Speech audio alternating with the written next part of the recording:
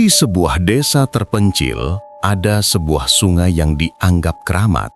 Orang-orang dilarang mandi di sana saat malam, apalagi ketika bulan purnama, karena dipercaya ada makhluk gaib yang menjaganya. Namun, ada seorang pemuda yang nekat melanggar larangan itu, dan inilah kisahnya. Hening malam di kaki bukit itu hanya dipejahkan oleh suara riak air sungai.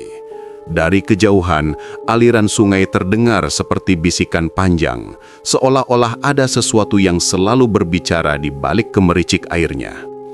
Penduduk desa menyebutnya Sungai Keramat, tempat yang sejak lama dianggap sakral, dijaga oleh makhluk halus, dan menjadi batas tak kasat mata antara dunia manusia dengan dunia gaib.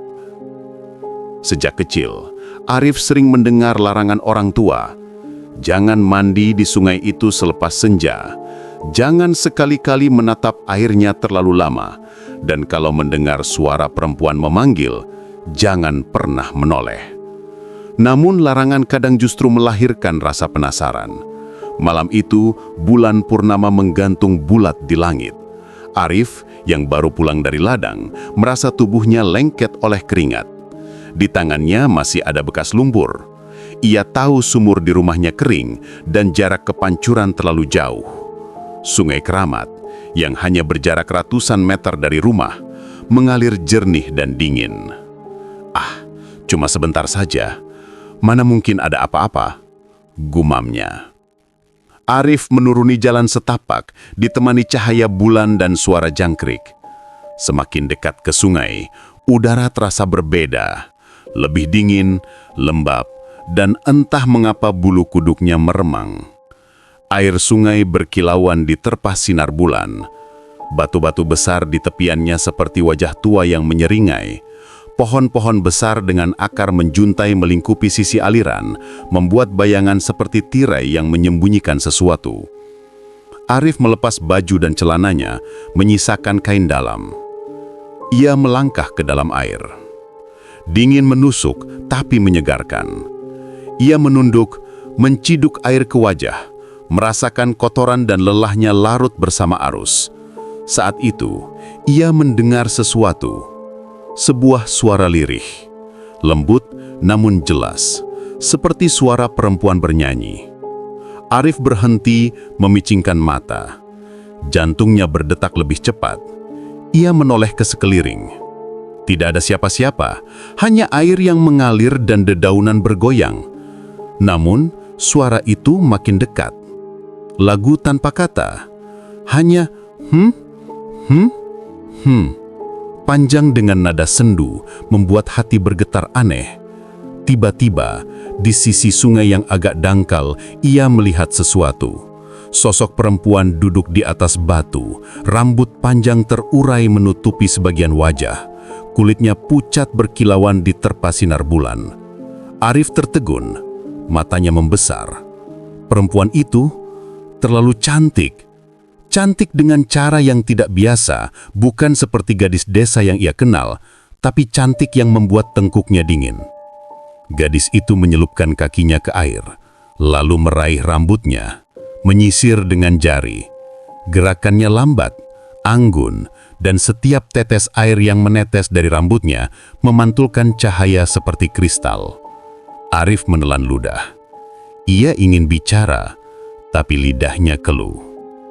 Suara perempuan itu berubah menjadi tawa lirih, ringan, namun ada nada menggoda. "Kenapa menatapku begitu?" Suaranya terdengar lembut, namun juga asing. Arif mundur selangkah. "Siapa kau?" Perempuan itu tidak langsung menjawab. Ia bangkit dari batu, berdiri dengan kaki telanjang di atas air.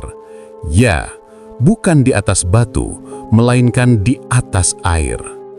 Permukaan sungai beriak lembut di bawah telapak kakinya, seolah menuruti setiap langkah. "Aku yang menjaga sungai ini. Orang-orang menyebutku Bunian.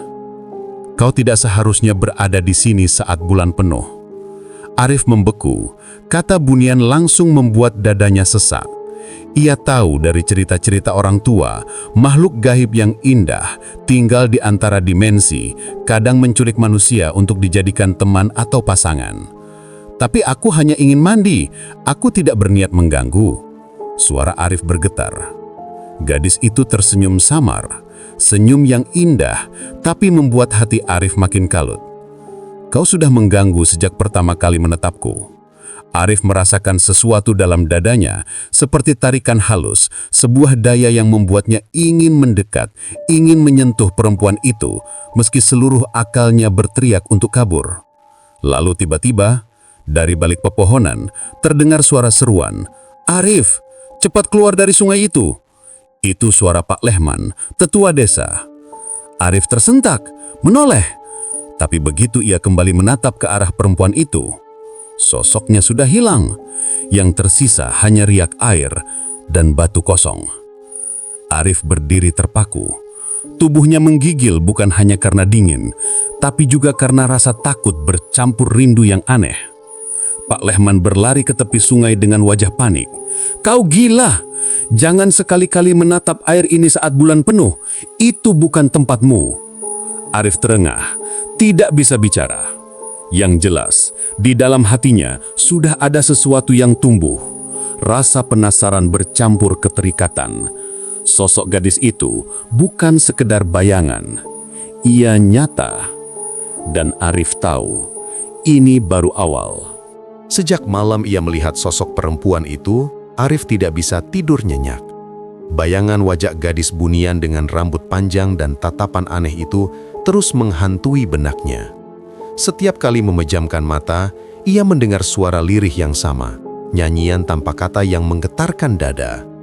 Ia merasa seperti ditarik ke sungai meskipun akalnya berusaha melawan. Pak Lehman sudah memperingatkannya keras-keras, bahkan mengetuk pintu rumahnya malam itu sambil berkata, "Kalau kau mendengar panggilan, jangan pernah menjawab. Kalau kau melihatnya lagi, jangan pernah menatap matanya." Banyak lelaki hilang di sungai itu karena terpikat bunian. Tapi larangan justru membakar rasa penasaran Arif. Malam berikutnya, ketika bulan masih bulat terang, ia kembali turun diam-diam ke sungai. Hatinya berdebar kencang, tapi ada hasrat yang tak bisa ia bendung. Suara jangkrik, angin yang berdesir, dan aroma lembab tanah membuat suasana semakin menegangkan. Begitu ia tiba di tepi sungai, suara itu datang lagi, lebih jelas, seperti berbisik langsung ke telinganya. Dan benar saja, di atas batu yang sama, perempuan itu sudah duduk menunggunya. Rambutnya tergerai, wajahnya lebih jelas, mata hitam berkilau bagaikan permukaan air. Senyumnya samar namun menusuk. "Kau datang lagi," katanya lembut. Arif berdiri terpaku, lalu menjawab dengan suara gemetar. Aku tidak bisa berhenti memikirkanmu." Gadis itu berdiri, melangkah mendekat, kakinya tetap di atas air yang beriak halus. Setiap langkahnya membuat udara sekitarnya bergetar dingin.